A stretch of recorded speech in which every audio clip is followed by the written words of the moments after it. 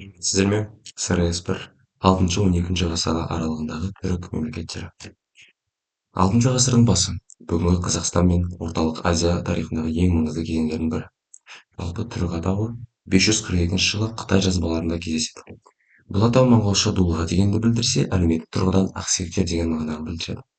Түріктердің билеуші әулеті киелі қасқыр символын ұстанған ашына руы болды. Олар бастапқыда Алтай тауларының аварлары, яғни жындарға тәуелді болды. Олар темір қорытумен айналысқан, сол себепті тарихта теміршілер деп те аталады. Мемлекеттің құрылуы, жалпы бірінші мемлекеттің территориясына бір жүгіріп өтсек, мемлекеттің территориясы, қазір көріп отқандарыңыздай, солтүстік Моңғолиядан шығыс Европаға дейін және оңтүстік Сібірден Амударияның жоғарғы ағысына дейін ұлан-ғайыр жерді қамтып жатыр.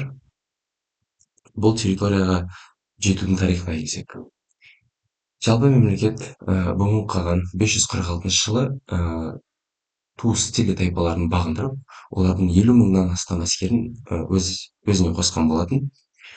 Және өзінің жалпы күшіне сенген бұның анағұй, яғни жындардың қағанына одақ құру мақсатымен қызын сұраған болатын. Қызын сұрауына елші жіберіп, алайда анағұй оның ұсынысын абыройсыз деп санап, оны темірші құлым деп елшісін өлтірген болатын. Осының әсеріне бұның қаған 552 жылы жалпы соғыс ашып, аварларды ойсырата жеңген болатын. Және бұл 552 жыл жалпы түрік қағанатының құрылуы болып саналады. Содан кейін бұның қаған көп ұзамай қайтыс болып, одан кейін Мұқан қаған келеді. Мұқан қаған 552 және 572 жылдар аралығында билік етіп, ол көптеген жерлерді басып алады. Мысалы, Мансуриядағы қидандарды, Енисейдегі қырғыздарды бағындырып алып, солтүстік Қытайды алым-салық төлеуге мәжбүр етеді. Осы кезде мемлекет жері Моңғолиядан шығыс Европаға дейінгі керемет ғаламат жерді алып отты, және батыс бағытта Бумынның өзінің інісі Іштемей қаған, Жетісу мен Сырдария өңірін жаулап алып, қағанаттың шекарасын Арал теңізіне дейін жеткізді. Жалпы түрік қағанатының сыртқы саясатына келсек, олар Иран мен Византиямен байланыс жүргізді. Түріктер Ұлы Жібек жолын бақылау үшін дипломатиялық ойындар жүргізді. 6 ғасырдың екінші жартысында олар Иранмен одақтасып, нефталиттар талқандаған болатын. Кейіннен Иранмен араздасып қалғаннан кейін Византиямен байланыс орнатты. Ал 571 жылы Іштемей қаған солтүстік Кавказды, Керчь бұғазын және Қырымдарды басып алып, түріктердің Евразиядағы жалпы беделін көтерген болатын. Алайда 582 мен 603 жылдар аралығында ішкі соғыстармен Қытайдың қайтып сол империяны екіге бөліп ыдыратқан болатын. Батыс түрік қағанаты 603 жылы түрік империясы ресми түрде шығыс және батыс болып бөлінді. Батыс түрік қағанаты ежелгі Үйсін мен Қаңлы жерін иеленіп, орталығы Жетісудағы Суяб қаласына орнатылды. Олардың жазғы ортасы Түркістан маңындағы Мыңбұлақта болды. Негізі территориясына келсек, шығыста Алтай тауларынан бастап, батыста Қара теңіз бен Еділ өзеніне дейін созылған болатын. Және оның қатарына Азияның Самарқан, Бұқара сияқты бай сауда қалалары да енді. Батыс қағанатының ең жоғары гүлденген кезеңі Жегу және Түн жабғы қағандарының билігі кезінде болған. Түн жабғы қаған тұсында мемлекеттік әкімшілік жүйесі нығайды. Қаған мемлекеттің басты иесі және жоғарғы қолбасшысы болып саналады. Одан кейінгі лауазымдар Жабғы, Шат, Елтебер тек қаған әулетінен тараған ақсүйектерге ғана берілді. Ал сот пен салық істерін тархандар мен бұйрықтар атқарған. Бұл қатардағы халықларды қара будун деп атаған. Жалпы экономикасына және мәдениетіне келсек, шығыс қағанатқа қарағанда батыс түрік қағанаты қала мәдениеті өте жақсы дамыды. Ұлы Жібек жолының бойындағы қалаларға қарағанда орын басарлар отырып сауданы бақылады. Араб географтарының айтуы бойынша, бұл аймақтарда ондаған ірі қалалар орналасқан және халқы оны будун деп атаған. Бұл мемлекет көшпелі және отырықшы өркениеттің тоғысқан жеріне айналды. Жалпы 7 ғасырдың ортасында, яғни 640-657 жылдар аралығында Нышеби және Дулу тайпалары арасында 16 жылға созылған үлкен соғыс болады. Және соның әсерінен және ішкі дағдарыстарды пайдаланған Қытайдың Таң империясы 657 жылы ертіс бойындағы түрік әскерін жеңіп жетісуды басып алады. Олар түрік ақсүйектерін өз жағына қарап тарту үшін басқа тұтық лауазымдарын беріп қуыршақ қағандарға айналдырады. Тек 8 ғасырдың басында түргештер күшейіп жетісудағы билікті өздерінің қолына алады. Шығыс түрік қағанаты 603 жылы түрік қағанаты екіге бөлінгеннен кейін шығыс түрік қағанатының бірінші кезеңі басталды. Алайда 630 жылы Қытайдың Таң империясы 100 мыңдаған қолмен шабуыл жасап, 50 жыл бойы шығыс түрік қағанатын аударады. 682 жылы азаттық рухтары оянып, құтлық пен тоныкөк Қытайға қарсы ұлы көтеріліс жасады. Олар Моңғолияның киелі Уткун қойнауына бекініп, екінші шығыс түрік қағанатын құрды. Құтлыққа елінің басының құраушы деген мағынада елтеріс қаған лауазымын берді. 693 жылы таққа отырған Қапаған қаған мемлекеттік әскери қуатының шыңына жеткізді. Ол тұрақты әскер құрып, Қытаймен 17 рет, хидандармен 7 рет соғысып жеңіске жетті. Негізінен 716 жылы билікке Білге қаған келді. Және оның інісі даңқты қолбасшы Күлтегін әскерді басқарса, Тоныкөк бас кеңесші болды. Бұл үштік одақ елде 30 жылдан астам тыныштық орнатып, Қытаймен тиімді сауда келісімдер жасады. Олардың мақсаты мәңгілік ел қылу еді. 741 жылы Білге қаған қайтыс болғаннан кейін таққа талас басталды және қағанат әлсіреді. 745 жылы бас көтерген ұйғырлар шығыс түрік қағанатын біржола талқандап жіберді. Алайда бұл мемлекет бізге баға жетпес Орхон Енисей жазбаларын қалдырды.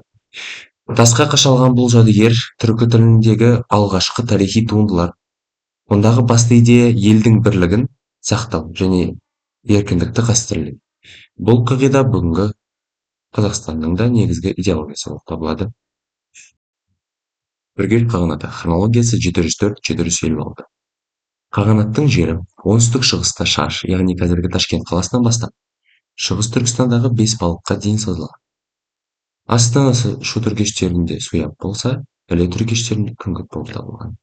Үшеулік қаған мемлекетті басқарудың бірегей жүйесін енгізді.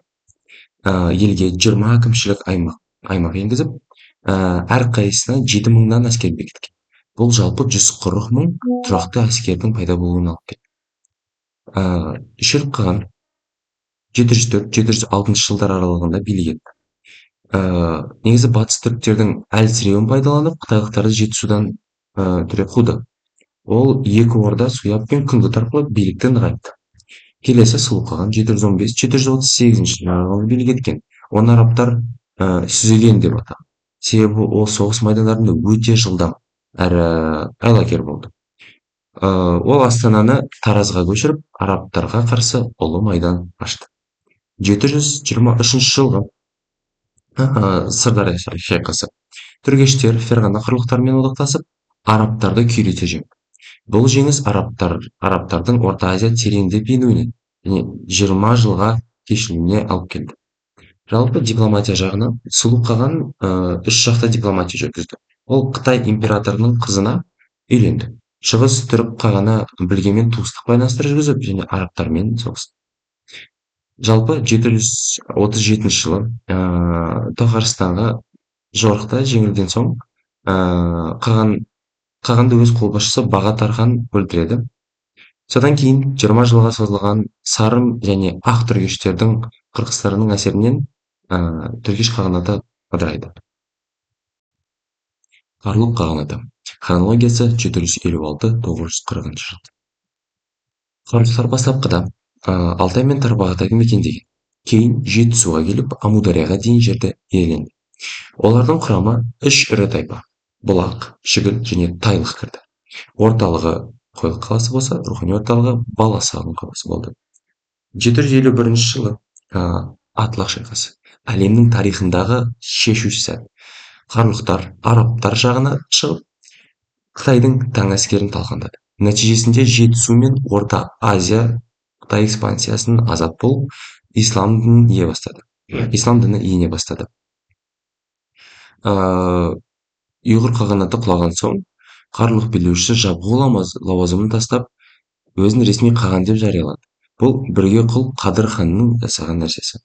Саманиттермен соғыс ол 9 ғасырлардың соңындағы оңтүстік Қазақстан үшін саманиттермен ұзақ соғыс болды. 893 жылы Исмаил Саманит Таразды басып алып, ондағы ежелгі христиан шіркеуін мешітке айналдырды.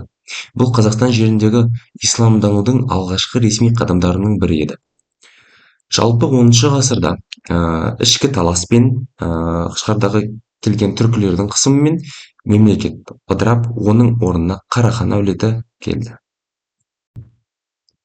Оғыз мемлекеті 766-1055 жылдар. Негізінен Оғыз мемлекетінің территориясына келсек, ол Сырдария орта мен төменгі ағысы, Арал теңізінің маңы, Каспий теңізінің солтүстік жағалауы. Оңтүстігінде Хорезм мен батыста Хазар қағандарымен шектескен. Сырдарияның төменгі сағасында орналасқан Янгикен қаласы. Бұл қала оғыздардың астанасы болып келеді. Негізінен оғыздар ерте феодалдық мемлекет. Олардың билік жүйесі өте күрделі болған. Жоғары билеуші жабғы, оның билігі мұрагерлікпен берілген. Күл еркін, ол жабғының орынбасары болып саналған. Сүйбашы әскери қолбасшы. Ол мемлекеттік істерге де араласқан және соғыста да үлкен ықпалға ие болған. Инал жабғының мұрагері, яғни ұлы. Оларды тәрбиелеушілер атабектер деп атаған. Негізі тайпалық құрамы Мұхаммед Қашқаридың дерегі бойынша 22 тайпа, ал аңыз бойынша 24 тайпа болған. Жалпы сыртқы саясатына келсек, оғыздар сол кездегі Евразияның саяси аренасында өте белсенді болды. 765 жылы Киев князі Святославпен одақтасып, қуатты Хазар қағандығын талқандады. Бұл жеңіс оғыздарды Еділ бойы мен Дон қаласын жол ашты. 985 жылы князь Владимирмен келісе отырып, Еділ бойындағы бұлғарларды жеңді. Орыс князьдармен одақ оғыздар орыс деректері бойынша Түрки деген атпен белгілі, және олар орыс князьдігімен кейде одақтасып, кейде соғысып та отырды. Жалпы мемлекеттің ішкі жағдайы ұзақ соғыстар мен ауыр алым-салықтарға байланысты тұрақсыз болды. Халықтан мал түрінде де ақшалай да салық жиналған. 10 ғасырдың басында Сырдария бойындағы қалалардың халықтың наразылығы күшейе бастады. Осыны пайдаланған Селжүк би бастаған оғыз тайпалары бір бөлігі орталық билікке қарсы шығып, Жент қаласын басып алады. Негізі оғыз мемлекетінің ыдырауының 3 факторы бар. Ол ішкі қырқыстар, жабғы әулеті мен жергілікті тайпа көсемдерінің арасындағы билікке талас. Жаңағы селжүктермен қақтығыс, ол оғыз одағының бөлінген селжүктердің қарсы шығуы, қыпшақтардың қысымы. Негізінен 11 ғасырдың ортасында және солтүстіктен келген қыпшақтар оғыздарға Сырдария бойынан ығыстырып жіберіп, оларды талқандаған болатын. Ұйғыр қағанаты. Хронологиясы 755-840. 745 жылы ұйғырлар қарлұқтармен және басмалдармен одақтасып, шығыс түрік қағанатын талқандады. Нәтижесінде Монғолия мен Орталық Азияның бір бөлігі жаңа мемлекет орнады. Территориясы солтүстігінде Саян тауларынан оңтүстігінде Гоби шөліне дейін, шығысында Манчжурияда, ал батысында Алтай тауларына дейінгі алқапты қамтиды. Астанасы Архон өзенінің бойындағы Орда балық қаласы болып табылады.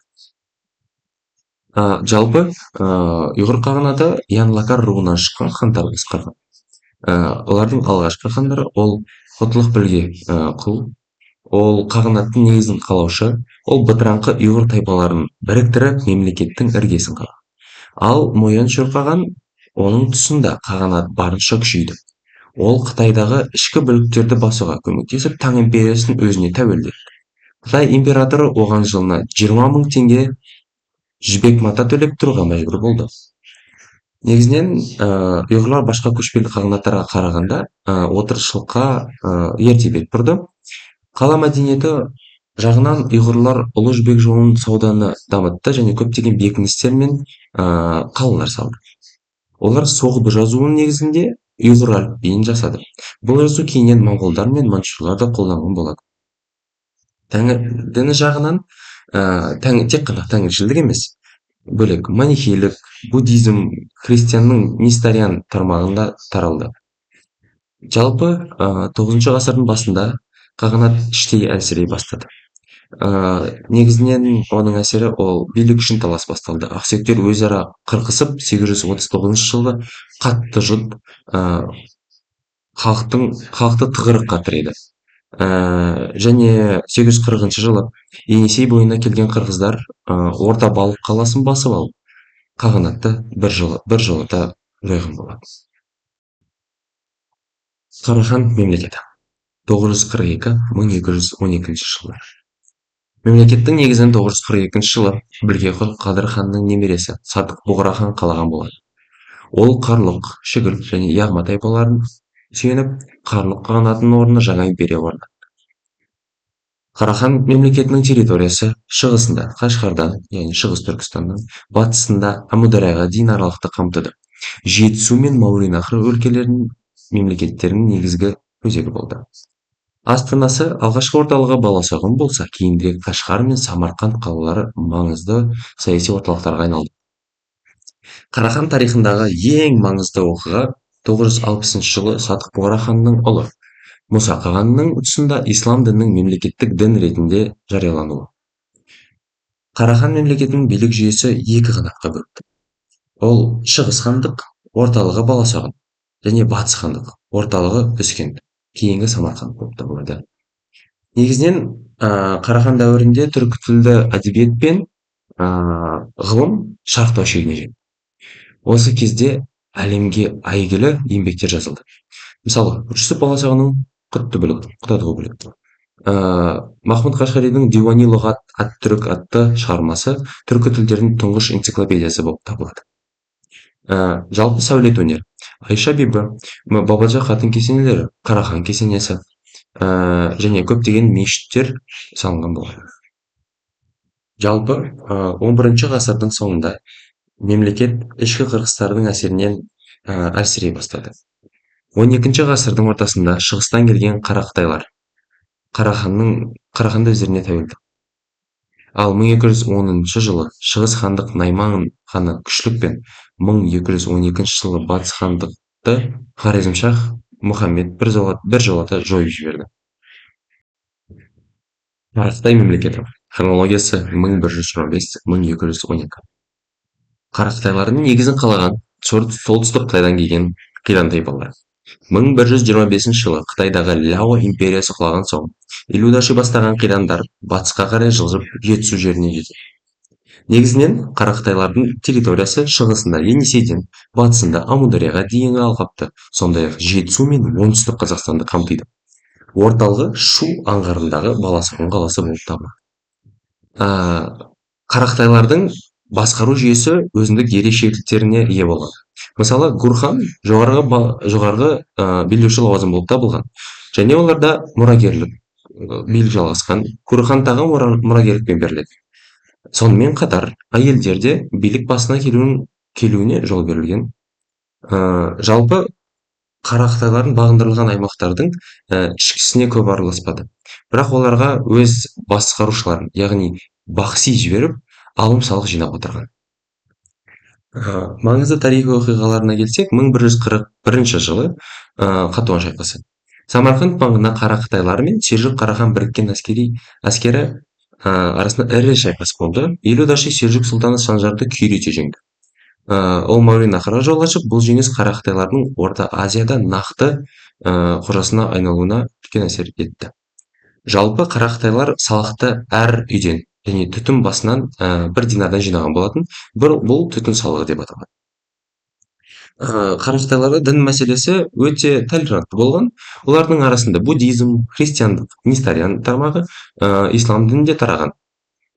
Жалпы 12 ғасырдың соңында Қарақытай мемлекеті екі жақты соққыдан әлсіреді. Батысында Хорезмшах пен Мұхаммедтің күшеюі, ал шығысында Шыңғыс ханның жеңіліп қашқан Найман тайпаларының келуі әсер етті. Найман ханы күшлік Жетісуға келіп, Қарақтай Гурханын тұтқындап, билікті өз қолына алған болатын. Осылайша Шыңғыс ханның әскерінің әсерінен де Қарақтай мемлекеті құлаған болатын. Қымақ қағанаты хронологиясы 9 ғасырдың соңы мен 11 ғасырдың басы. Негізінен қимақтардың арғы тегі туралы алғашқы деректер 7 ғасырдың Қытай жазбаларында кездеседі. 840 жылы ұйғыр қағанаты құлағаннан кейін оның құрамына көптеген тайпалар қимақтарға қосылып, мемлекеттің күшеюіне алып келді. Жалпы территориясы солтүстік және шығыс Қазақстан. Батысында Жайық өзеніне дейін, шығысында Алтай тауларына дейін, ал солтүстігінде Сібір ормандарынан, оңтүстігінде Балқаш пен Алакөлге дейінгі алқапты қамтып отырады. Негізгі астанасы Ертіс өзенінің бойындағы Қимақия болып табылады. Негізінен Қимақ хандығының билік жүйесі сатылы әрі орталықтандырылған болған. Себебі қаған мемлекеттің жоғарғы билеушісі болып саналатын. 8 ғасырда оларды байғу, яғни жабғу деп атаған. 9 ғасырдың соңынан бастап қаған лауазымын алды. Және де шат түтік, ол жекелеген тайпалардың билеушілері. Олар орталық билікке бағынып, салық жинауға және әскер шығаруға міндетті болған. Негізі тайпалық құрам ол 7 тайпадан тұрған: Қимақ, Қыпшақ, Ланикас, Ажлан, Эймур, Баяндур және Татар. Бұлардың ішіне ең көп сандысы әрі жауынгер Қыпшақ болып табылған. Қимақтардың ерекшелігі, қимақтар тек көшпелілер емес, сонымен қатар егіншілік пен қолөнермен айналысқан халық. Мал шаруашылығы жылқы, қой, түйе өсіру негізінде болса, егіншілік ертіс бойындағы тары, бидай, арпа егумен дамыды. Қимақтарда ежелгі түркі руны жазуы қолданылған. Ертіс бойында табылған қамыс қаламдар мен тастағы жазулар соның дәлелі болып табылады. Олар темір қорытумен, зергерлік өнермен және тері өңдеумен айналысқан және өте жоғары меңгерген. Негізінен қимақтардың сыртқы саясаты және сыртқы байланыстары өте терең болған. Оңтүстіктегі Қарахан мемлекетімен сауда және саяси байланыстар орнатқан. Шығысында Енисей қырғыздарымен ертіс бойындағы жайылымдар үшін жиі қақтығыстарға ие болған, ал батыстағы Оғыз мемлекетімен тығыз одақтас болған. Негізінен 10 ғасырдың соңы мен 11 ғасырдың басы қимақ қағанатының дағдарысқа ұшыраған кезеңі болып табылады. Оның бірнеше себептері бар. Негізі ішкі себебі ол қағандықтың құрамына Қыпшақ тайпаларының күшейіп, дербестікке ұмтылғаны, ал сыртқы себебі орталық Азиядан басталған тайпалардың жаппай қоныс аудару. Нәтижесі 11 ғасырдың басында Қимақ қағанаты құлап, билік толықтай Қыпшақ хандығына өтті және Қимақ қыпшақтардың құрамына еніп кетті. Қыпшақ хандығы 11 ғасырда басы мен 1219 жылдар. Қазақстанның орта ғасырлық тарихындағы ең ірі әрі ең қуатты мемлекеттердің бірі. Қыпшақтар қазақ халқының қалыптасуының ең негізгі этникалық. Қимақ қағанаты құлағаннан кейін билік Қыпшақтардың қолына өтті. Олардың иеліктері соншалықты кең болғандығы тарихта бұларды Дешті Қыпшақ деген атпен қалды. Аумағы шығысында Ертістен бастап батысында Дунай өзендеріне дейін ұлан-ғайыр даланы алып жатқан. Негізінен хандық 2 қанатқа бөлінген: оң қанат, яғни батыс қанат, орталығы Жайық бойындағы Сарешық, ал сол қанат шығыс аймақ, орталығы Сырдария бойындағы Сығанақ болып келеді. Негізінен Қыпшақтардың билік жүйесі қатаң иерархияға ие болған. Хан жоғарғы билеуші. Олар тек ел бөлі руынан сайланды. Бұл ру ең ақсүйек, ең асыл ру ретінде саналды. Тархандар мен бектер әскери және әкімшілік басқару ісінде жауапты лауазымдар болып табылатын. Негізінен әлеуметтік топтар бойынша олар ақсүйектер мен қарапайым халықтар деп екіге бөлген. Негізінен қыпшақтар жалпы Евразияның саяси өміріне өте белсенді араласқан. Мысалы, Хорезммен қарым-қатынас. Сырдария бойындағы қалалар үшін хорезм шахтармен ұзақ уақыт бойы соғысты. Және дипломатиялық байланыста да болды. Руспен байланыс. Орыс жылнамаларында қыпшақтар половцы деп атаған. Олар орыс князьдігімен жиі соғысып, кейде одақтастықта отырған. Грузия мен Мажарстан.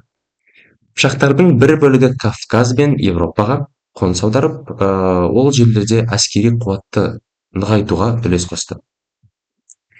Жалпы мемлекеттің тұрмысына келсек, олар мал шаруашылығымен айналысқан, жылқы өсіру өте жоғары деңгейде болған.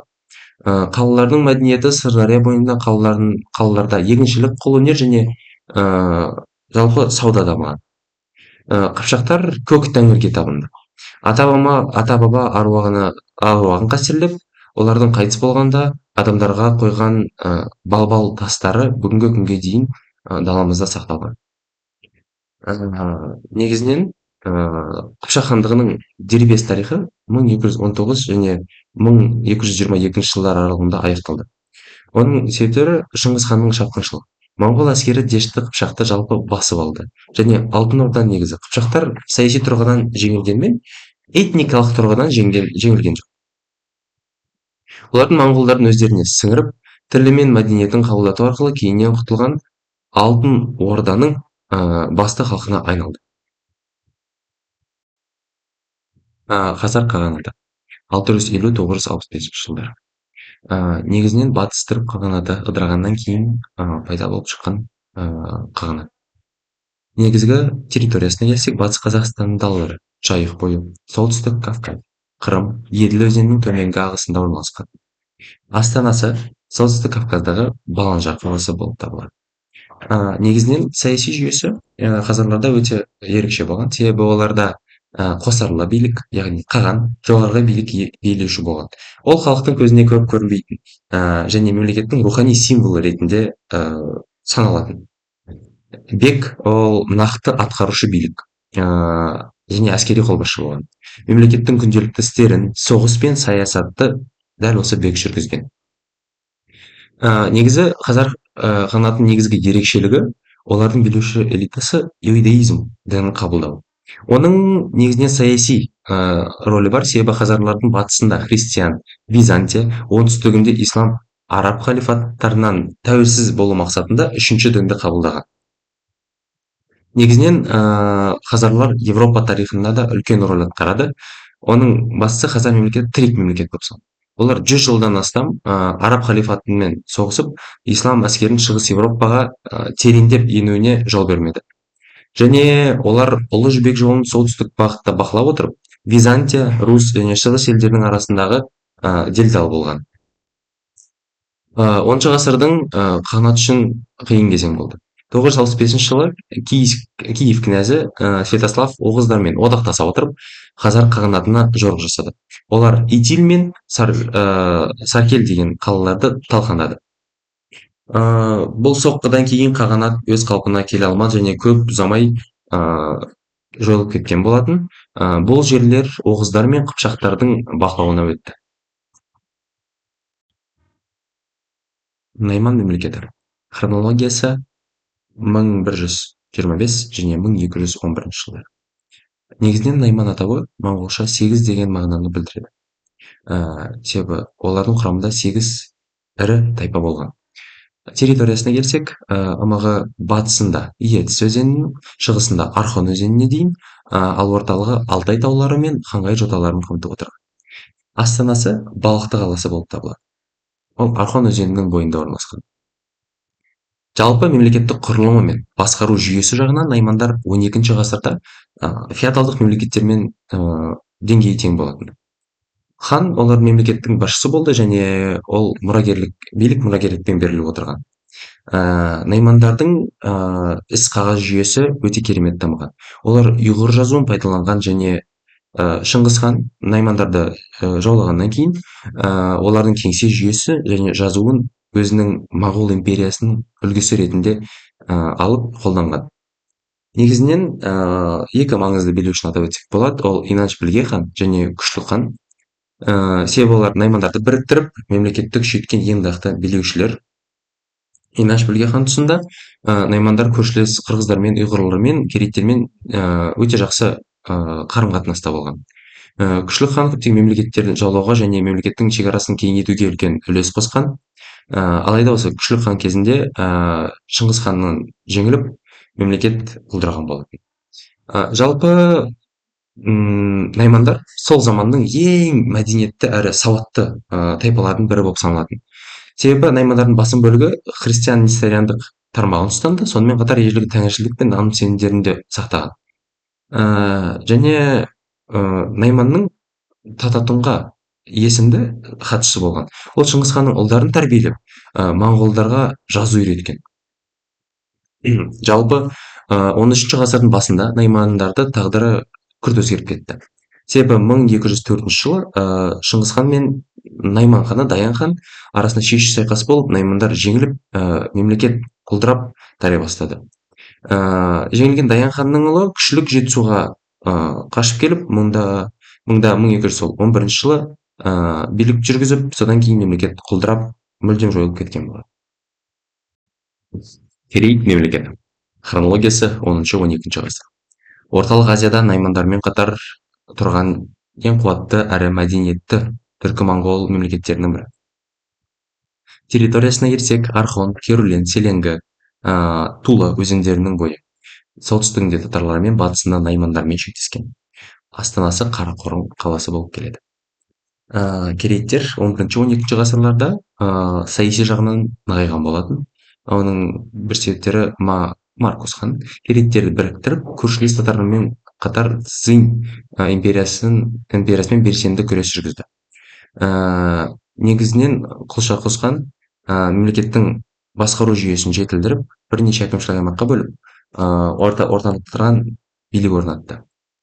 Негізінен керейттердің ең соңғы әрі ең атақты билеушілері Тұғырыл хан. Оған Ван хан лауазымы Қытай императорымен берілген болатын. Негізінен Ван хан Шыңғыс ханның әкесі Есугей батырмен аңда, яғни дос болған. Шыңғыс хан жас кезінде Ван ханның қол астында қызмет етіп, оны өкіліге санаған. Олардың бірлесіп татарлар мен меркіттерге қарсы соғысқан. Алайда екі билеуші арасында іріткі түсіп, 1203 жылы Шыңғыс хан керейттерді жеңіп, мемлекетті басып алған болатын. Негізінен керейттер сол замандағы ең сауатты халықтардың бірі болып саналған. Себебі христиандың 1007 жылы христианның Несториан тармағын ресми түрде қабылдаған. Ал негізінен олар ұйғыр жазуын пайдаланып, Шыңғыс ханның кеңсесінің хатшылары, кеңесшілері көбі осы керейттер болған. Негізінен керейттер мемлекеті құлағаннан кейін тайпаның бір бөлігі Шыңғыс хан әскерінің құрамына кіріп кетті. Олар Алтын Орданың, кейіннен Қазақ хандығының негізін құраған басты тайпалардың бірі болып саналады. Және қызықты факт ретінде Шыңғыс ханның ұлдары Жошы мен Төле әйелдерін көбінесе осы керей әйелдерінен алған. Мысалы, Сарқақтан бике, ол Құбылай мен Құлаудың анасы, осы керей руынан шыққан. Жалайыр мемлекеті 10-13 ғасыр. Орталық Азиядағы ежелгі әрі беделді түркі-моңғол тайпаларының бірі. Негізі жалайырлар ерте орта ғасырларда наймандар мен керейттермен көршісі болған. Оны біз картадан да қарай аламыз. Ауқымы Селенгі, Хилок өзендерінің бойы, Архон өзенінің жоғарғы ағысы мен Қарақорым тауларының маңы болған. Негізінен тарихи деректер бойынша жалайырлар 10 тармақтан, яғни 10 тайпадан тұрған деп атайды. Негізінен олардың Мұқылай батыр, Шыңғыс ханның ең жақын досы әрі бас қолбасшысы. Ол солтүстік Қытайдың жаулап алып, шешуші рөл атқарды. Шыңғыс хан оған Го Ван лауазымын беріп, өзі жоқта бүкіл шығыс аймақты басқаруға сеніп тапсырған. Негізінен билік жүйесіне келсек, Жалайырлар империясы Дархан мәртебесіне ие болған. Жалайырға шыққан қолбасшылар моңғол әскерінің ең таңдаулы бөлімдерін басқарды. Және олар тек әскери емес, дипломатиялық істерде де белсенді болды. Жалайыр тайпасының тарихи ең құнды деректер және осы тайпадан шыққан орта ғасырлық ғылым Қадырғали Жалайыри болып табылады. Оның еңбегі Жамиат Таварих, шежірелер жинағы. Бұл кітапта қазақ хандығының тарихы мен жалайыр тайпасының шығу тегі егжей-тегжейлімен жазылып, бұл еңбекте орыс патша Борис Годуновқа тарту еткен. Моңғол шапқыншылығындағы кейін жалайырлар үлкен бөлігі жетісу жеріне қоныс аударды. Ұлы жүз қазіргі қазақ халқының құрамында жалайыр ұлы жүздің іргелі тайпасы болып табылады.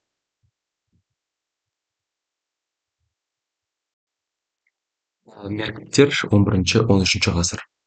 Орталық Азиядағы ең жауынгер, еркіндік сүйгіш түркі моңғол тайпаларының бірі. Территория жағына келсек, Селенг өзенінің төменгі ағысы және Байкал көлінің оңтүстік жағалауында орналасқан. Олар орманды және қазақ далалық аймақтарды қатар мекендеген. Негізінен үш тармаққа бөлінген. Ол Идуит меркіт, Оғас меркіт, Ихат меркіт деген үш тармағы болатын. Негізінен меркіт дегенде бірден Шыңғыс хан еске келеді, себебі Темүжиннің әкесі Есугей батыр меркіт көсемінің қалыңдығын ойылымды тартып алған болатын меркіттің көсемінен. Ал соның кегі ретінде меркіттер Темучиннің әйелі, яғни Бортені ұрлап алып кетеді. Бұл оқиға Темучиннің Керейт Ван ханмен және Жамұқамен одақтасып, меркіттерге қарсы соғыс ашуына алып келеді. Соның нәтижесінде Шыңғыс хан меркіттерді талқандап, өзінің әйелін Бортені қайтарып алады. Негізі осы соғыстан кейін оның болашақ ұлы билеуші ретінде көтерілуіне жол ашты. Меркіттер өте қайсар әрі соғыс жетік болған. Олар Шыңғыс ханның ең ұзақ әрі табынды қарсылық көрсеткен тайпалардың бірі. Тоқтабек меркіттердің ең танымал көсемі болып табылады. Ол Шыңғыс ханға бағынбау үшін барын салып, жеңілістен соң наймандарға, кейін қыпшақтарға қарай шегініп, күресті тоқтатпаған. 1204-1205 жылдары Шыңғыс хан меркіттерді түпкілікті жеңді. Осыдан кейін меркіттердің бір бөлігі моңғол әскерінің құрамына енді, екінші бөлігі батысқа, Дешті Қыпшақ даласына қарай қашып, оларды қуып келген моңғол әскері Қыпшақ даласының алғашқы қақтығыстарын бастады. Негізінен меркіттердің халықтары кейіннен қазақ, өзбек, қырғыз, башқұрт, ноғай халықтарының құрамына сіңіп кеткен. Негізінен меркіттердің қазір Қазақстан шежіресінде де үлкен рөл атқарады, себебі олардың өкілдері көбіне керей мен найман тайпаларының құрамында кездеседі. Мысалы, керейдің ішінде меркіт руы бар. Назарларыңызға рахмет. Бұл СРС 1, 6 және 12 ғасыр аралығындағы түрік мемлекеттері.